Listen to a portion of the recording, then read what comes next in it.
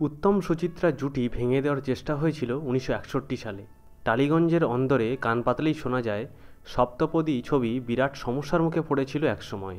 সিনেমাটি বন্ধ হয়ে যেতে পারে বলে শোনা গিয়েছিল।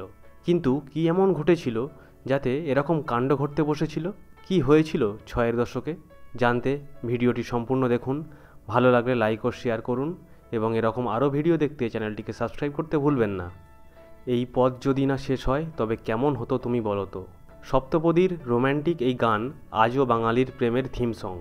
উত্তম কুমার এবং সুচিত্রা সেন অভিনীত এই ছবি দেখেননি এমন বাঙালির দেখা মেলা ভার। 3রা সেপ্টেম্বর উত্তম কুমারের জন্মদিনেও অনেকে কালজয়ী ওই ছবিটি দেখে নস্টালজিয়ায় ভাসবেন। ব্রাহ্মণ সন্তান কৃষ্ণেন্দুর সঙ্গে খ্রিস্ট ধর্মাবলম্বী রীনা ব্রাউনের প্রেম কাহিনী বাংলা ও বাঙালির খুব কাছের। তবে এই ছবিটি নিয়েও বিরাট বিতর্ক হয়েছিল একসময়। এমনকি ছবির শুটিং বন্ধ হওয়ার সমূহ সম্ভাবনা তৈরি হয়েছিল। টাইমস অফ ইন্ডিয়ায় প্রকাশিত প্রতিবেদন অনুযায়ী সপ্তপদী ছবিটি বন্ধ করার জন্য রীতিমতো ষড়যন্ত্র হয়েছিল টালিগঞ্জ ইন্ডাস্ট্রির অন্দরে। ঠিক কী ঘটেছিল? শোনা যায় ইন্ডাস্ট্রির একাংশ নাকি ছবির নায়িকা সুচিত্রা সেনকে বুঝিয়েছিলেন এই ছবিতে অভিনয় করলে তার ইমেজ নষ্ট হতে পারে। উত্তম কুমারের অভিনয়ের দাপুটে ফিকে হয়ে যাবে মহানায়িকার জৌলুস। যদিও শেষমেশ সুচিত্রা সেন এই বিষয়টিতে আমল দেননি। ফলত সমস্ত ষড়যন্ত্র ব্যর্থ হয়। মুক্তি পায় এই ছবি। বাকিটা ইতিহাস। সেই সময়ে বাংলা রোম্যান্টিক ছবিতে যে ফ্যাক্টর থাকা দরকার সবটাই ছিল সপ্তপদীতে। উত্তম সুচিত্রার জমজমাট কেমিস্ট্রি, টান টান চিত্রনাট্য, দুর্দান্ত ক্যামেরা ওয়ার্ক, হেমন্ত মুখোপাধ্যায়ের অমোঘ সঙ্গীতের জাদুতে এই ছবি হয়ে উঠেছিল সুপারহিট। স্বাভাবিকভাবেই নিন্দুকদের মুখ পড়েছিল। বলা চলে উত্তম কুমারের জীবনের শ্রেষ্ঠ ছবিগুলির মধ্যে সপ্তপদী অন্যতম। উত্তম কুমারের আরও একটি ছবি প্রবল বিতর্কের মুখে পড়েছিল। তবে সেই ছবি মুক্তি পেয়েছিল সপ্তপদীর অনেক আগেই। 1954 সালে অগ্নিপরীক্ষা ছবির পোস্টার নিয়ে বিতর্ক তৈরি হয়। আসলে ওই পোস্টারে লেখা হয়েছিল Agnipariksha is the witness of our eternal love. শোনা যায় ব্যাপারটি নাকি ভালো চোখে দেখেননি উত্তম কুমারের স্ত্রী গৌরী দেবী এবং সুচিত্রার স্বামী দিবানাথ। ব্যাপারটি নিয়ে নানা জল্পনা সৃষ্টি হয়। উত্তম কুমার এবং সুচিত্রার নামে নানা ধরনের গুজব রটে যায়। যদিও এই ছবিটিও বক্স অফিসে ব্যাপক সাফল্য পেয়েছিল। আসলে বিতর্ক সারা জীবন উত্তম কুমারের পিছু ধাওয়া করেছে। তবে কোনোদিনই বিষয়গুলিকে পাত্তা দেননি উত্তম কুমার। মহানায়কোচিত ভঙ্গিতে বিষয়গুলি ট্যাকেল করেছেন।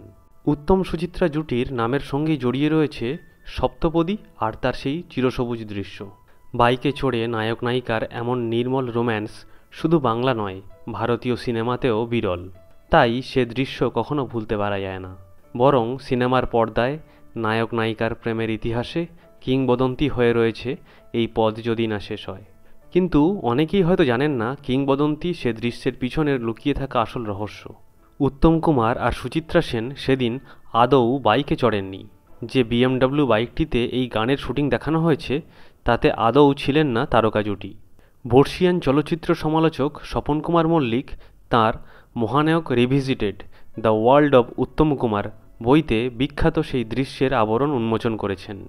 জানিয়েছেন পরিচালক অজয় কর ক্লোজ আপ শটে ম্যানিপুলেট করে এই পথ যদি না শেষ হয়ের বাইক দৃশ্য শুটিং করেছিলেন।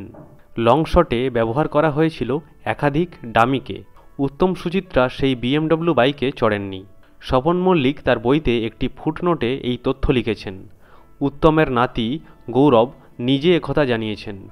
গ্রামের একটি লম্বা রাস্তার ব্যাকগ্রাউন্ডে রেখে সামনে বসানো হয়েছিল বিখ্যাত সেই BMW বাইক। তারপর ডামিরা একে একে সেই বাইকে চড়ে কিংবদন্তি দৃশ্যের শুটিং করেছেন। নিজের লেখা বইতে স্বপনবাবু আরও জানিয়েছেন এই পথ যদি না শেষ হয় গানে যে বাইক দেখানো হয়েছে তা খুঁজে পাওয়া গেছিল দক্ষিণ কলকাতার একটি গ্যারেজ থেকে। 2008 অবধি বাইকটি ব্যবহার করা হয়। তারপর সেটিকে মিউজিয়ামে সংরক্ষণ করার ভাবনাও ছিল। বাইকটি নাকি কলকাতায় এসেছিল কোনো এক জার্মান নাগরিকের হাত ধরে। তার কাছ থেকে কলকাতার কেউ বাইকটি কিনে নিয়েছিলেন। তো এই ভিডিওটি কেমন লাগলো আপনারা কমেন্ট করে জানাবেন। ভালো লাগলে অবশ্যই লাইক ও শেয়ার করতে ভুলবেন না।